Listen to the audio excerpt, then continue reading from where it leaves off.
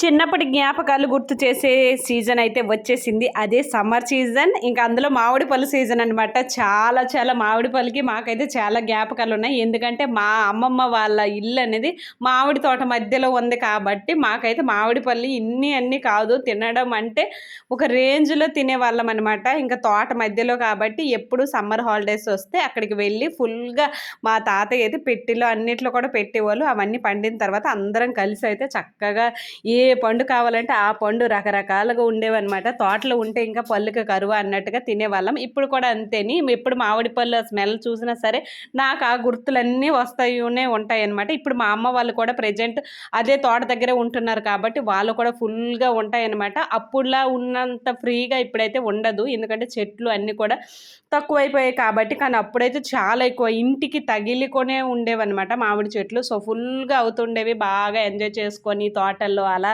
తిరుక్కొని ఉండేవాళ్ళం. సో, ఆ రోజులైతే మళ్ళీ రావు.